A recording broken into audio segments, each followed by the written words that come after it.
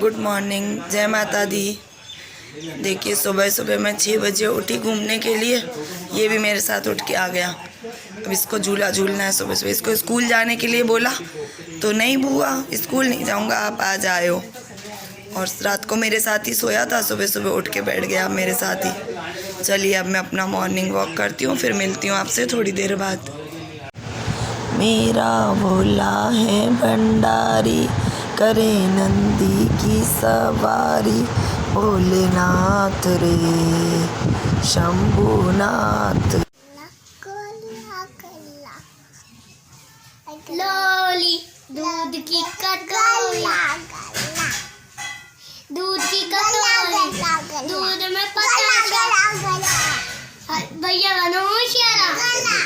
इसको मस्ती सूझ रही है, इसे पोयम नहीं सुनानी, बस मस्ती करनी है, इसे खेलना है। ये देखो इसकी मस्ती, ये देखो। नीचे गिर जाओगे दोनों, दोनों गिर जाओगे। राधे मेरे को विक्स की गोली ला दे यार, दो, मेरा तो गला ही नहीं चल रहा। कहाँ पे? 2 विक्स की गोली ला दे कहीं से, जा बाहर दुकान से। मिलती नहीं है जो। हैं? आ जा। हाँ एक दे देना, गला ही नहीं चल रहा बिल्कुल मेरा तो। ये देखो इसकी मस्ती, कितनी मस्ती करता है ये।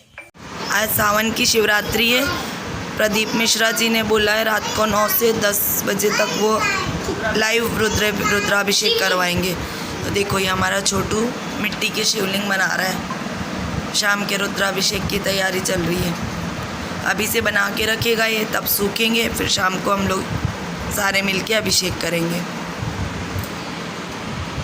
छोटे उस्ताद टेंट बनाने की तैयारी कर रहे हैं। इनको बारिश के मौसम में घर में कैंपिंग करनी है। ये इसने पूरा केदारनाथ घर में क्रिएट कर दिया। ये कैंपिंग कर रहा है केदारनाथ की। ये इसकी मम्मी बैठी है पास में, पहाड़ों वाली फीलिंग लेके खाना खा रहे हैं सब लोग। ये केदारनाथ का पूरा क्रिएट कर दिया इसने।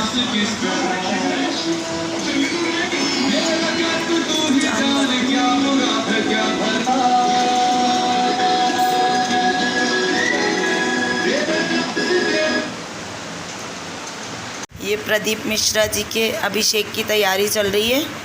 हम लोग सारा सामान इकट्ठा कर रहे हैं। ये भाभी ने सारा सामान निकाल के मुझे दे दिया है, तो मैं अभी ये सामान कर रही हूँ। पंचामृत भी बन चुका है, लगभग सारा सामान आ गया है। और शिवलिंग भी बाबू ने बना के रख दी है। मैं आपको दिखाती हूँ हमारे प्यारे से शिवलिंग। ये शिवलिंग भी बन चुके हैं। अब बस 9 बजे का इंतज़ार है, जल्दी से 9 बज जाए, फिर प्रदीप मिश्रा जी के साथ करते हैं रुद्राभिषेक। टीवी के आगे। तो अब ये रुद्राभिषेक का हम इंतज़ार कर रहे हैं कि जैसे ही 9 बजते हैं सब लोग टीवी के आगे। आज मुझे लगता है सारे भारत के सभी लोग टीवी के आगे दिखेंगे 9 बजे के बाद। बस भगवान जी से प्रार्थना है कि लाइट ना जाए, ताकि सबका रुद्राभिषेक सफल हो जाए।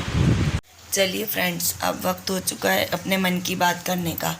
आज अपने मन की बात में हम जिक्र करेंगे जोशीमठ के नरसिंह भगवान के मंदिर का।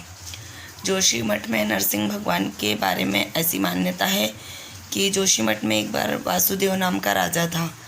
तो एक दिन वो शिकार खेलने गया था, तो भगवान नरसिंह राजा के महल में आए और उन्होंने रानी से बोला कि मुझे भोजन करवाओ। तो रानी ने उन्हें भोजन करवाया, आदरपूर्वक बिठाया और उन्हें भोजन करवाया।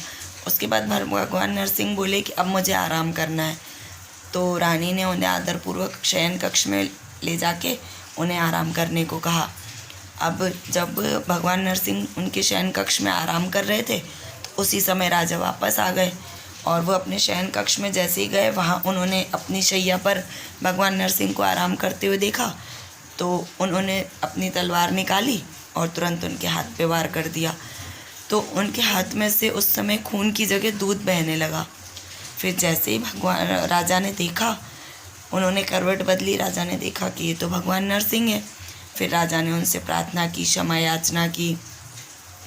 फिर भगवान नरसिंह ने उनको बोला कि उनकी मूर्ति वहाँ पे पत्थर की हो गई। उससे पहले उन्होंने उनको बोला कि अब ये जो एक हाथ पे आपने वार किया है, ये हाथ धीरे धीरे पतला होता जाएगा और जिस दिन ये हाथ बिल्कुल दुबला होकर नष्ट हो जाएगा, उस दिन जो बद्रीनाथ और केदारनाथ है, नर और नारायण पर्वत हैं, वो दोनों एक हो जाएंगे।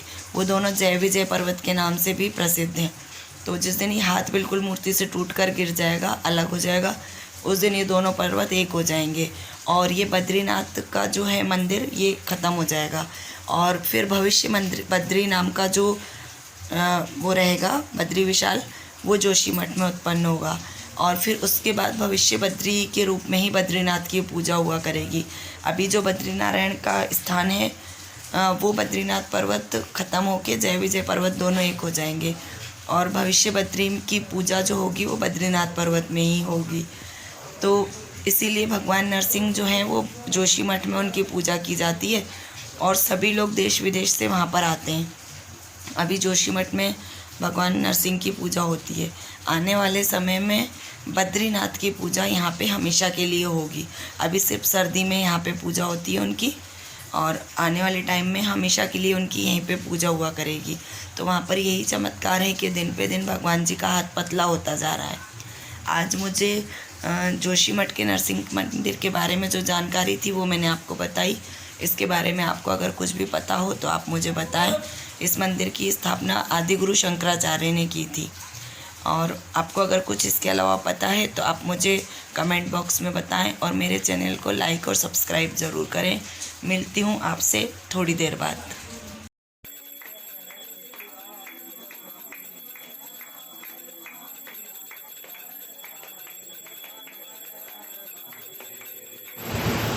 आज हम लोगों ने भी टीवी में देखकर प्रदीप मिश्रा जी के साथ साथ सावन की शिवरात्रि का रुद्राभिषेक संपन्न किया।